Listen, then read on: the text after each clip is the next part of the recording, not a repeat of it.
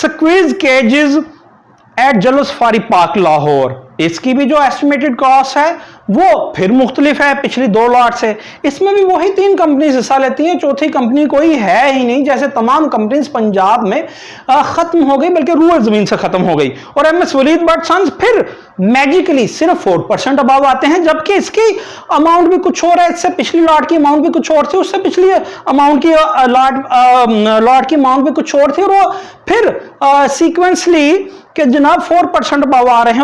और जो MS Mian Hayat and sons हैं वो फिर 5% अबाव आते हैं, और एमएसएसआर ट्रेजर फिर वो है सीडीआर जमा नहीं कराते। ये मैजिक सिर्फ, ये जादू सिर्फ जनाब ये वाइल्ड लाइफ डिपार्टमेंट पंजाब में ही हो सकता है, और तो कहीं होता ये हमें दिखाई नहीं देता जनाब।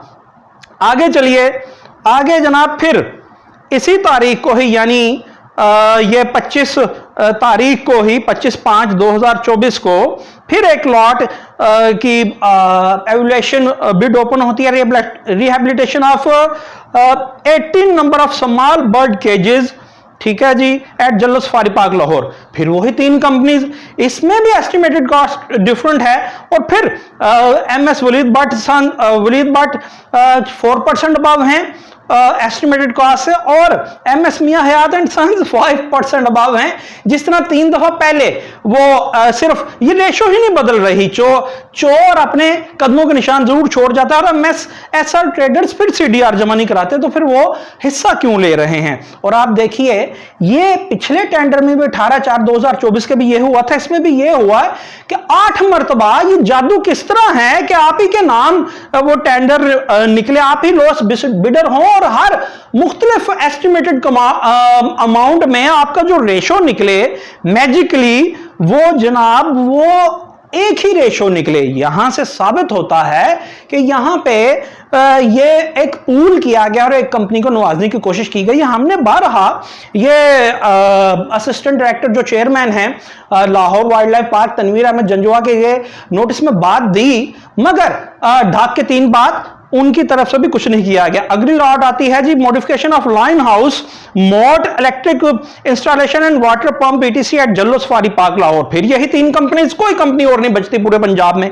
और फिर एमएस वलीद बट सिर्फ 4% अबाव है एस्टिमेटेड अमाउंट से, और एस्टिमेटेड अमाउंट फिर डिफरेंट है जो ऊपर 4 लॉट्स में आई है। फिर MS Mian Hayat and sons 5% above है, और फिर एमएसएसआर ट्रेडर सीडीआर ही साथ अटैच नहीं करते।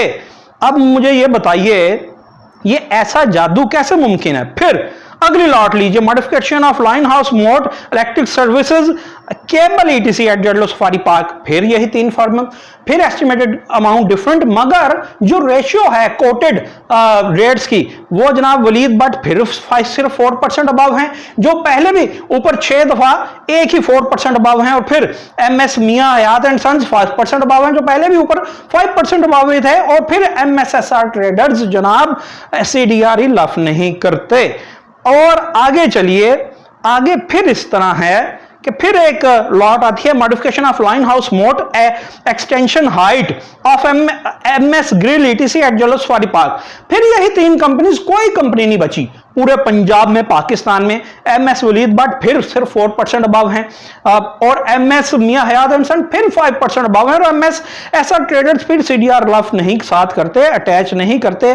और आगे फिर आइए जनाब, फिर है जी मॉडिफिकेशन ऑफ लाइन हाउस मोट brick work and cement concrete eight Jallo safari park Lahore. फिर जनाब जो एस्टिमेटेड अमाउंट है वो डिफरेंट है, मगर मिरेक्युलसली मैजिकली वही कंपनीज हैं। एमएस वलीद बट फिर 4% अबव हैं, और MS Mian Hayat and son 5% above हैं, और एमएसएसआर ट्रेडर्स फिर सीडीआर अटैच नहीं करते। अब आप मुझे सिर्फ ये बता दीजिए ये वो कौन सा जादू है कि जनाब 18/4/2024 और 25/5/2024 के टेंडर में ये कुल मिला के ये कमो बेश 11 से 12 लॉट्स में रेशो एक ही आती है, जबकि एस्टिमेटेड अमाउंट किसी में 100 रुपये है, किसी में 90 रुपये है। ये मैं एग्जाम्पलरी आपको एक एग्जाम्पल दे रहा हूं, किसी में 90 रुपये है, किसी में 70 रुपये, किसी सब में 60 रुपये। मगर एमएस वलीद बट और MS Mian Hayat and sons की रेशो तमाम 11 से 12 लॉट्स में एक ही रेशो निकलती है। और वलीद भट्ट को ही ये दिया जाता है।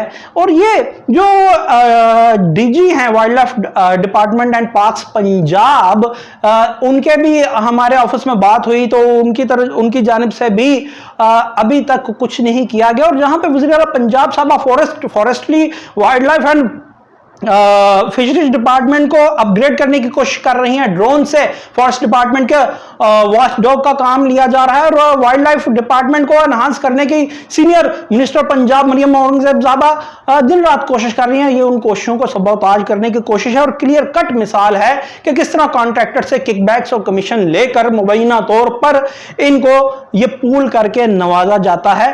अब देखना यह है कि DG wild life and parks Punjab और ये मुतलका टेंडर के चेयरमैन साहब इस बाबत कोई एक्शन लेते हैं कि नहीं।